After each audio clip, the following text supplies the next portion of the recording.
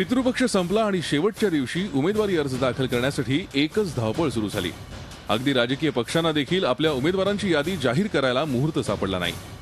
बंडखोरी टाळण्यासाठी मध्यरात्रीच्या अंधारातच अधिकृत उमेदवारांना एबी फॉर्मचं वाटप करण्यात आलं। त्यानंतर उर्वरित कागदपत्रांची पूर्तता करताना उमेदवारांची चांगलीच दमछाक झाली। कल्याण डोंबिवली महापालिका निवडणुकीत काँग्रेस राष्ट्रवादी आघाडीचा अपवाद वगळता बाकीचे सर्व पक्ष स्वबळावरच निवडणूक लढतायत।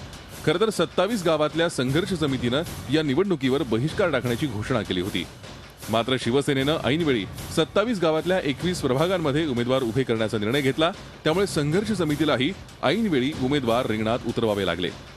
यावेळी शिवसेना आणि संघर्ष समितीच्या कार्यकर्त्यांमध्ये जोरदार हंगामाही झाला।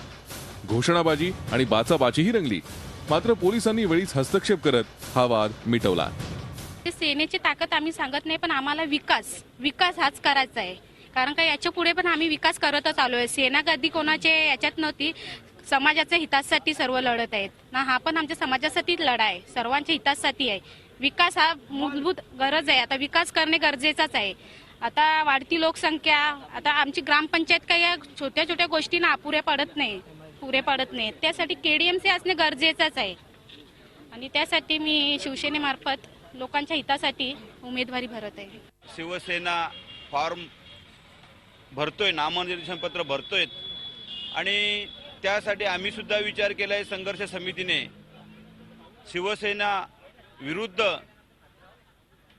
राष्ट्रवादी, मनसे, काँग्रेस, आरपीआय, भाजपा, रिपब्लिकन, समाजवादी या सर्व पक्षातर्फे आम्ही एकास एक उमेदवार देण्याची तयारी केलेली आहे। दरम्यान 27 गावांपैकी मनेरी, वसार आणि भोपर संदपमध्ये एकाही उमेदवारानं अर्ज भरलेला नाही।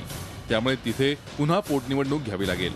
तर आशेरे, चिंचपाडामध्ये एकच अर्ज आल्यानं त्या उमेदवाराची बिनविरोध निवड होणार आहे। उर्वरित महापालिका वॉर्डामध्ये बहुरंगी लढती रंगणार आहेत। परिणामी ही निवडणूक चांगलीच चुरशीची होईल अशी चिन्ह आहेत। विशाल वैद्यसह कपिल राऊत, झी मीडिया, कल्याण। झी 24 तास रहा एक पाऊल पुढे।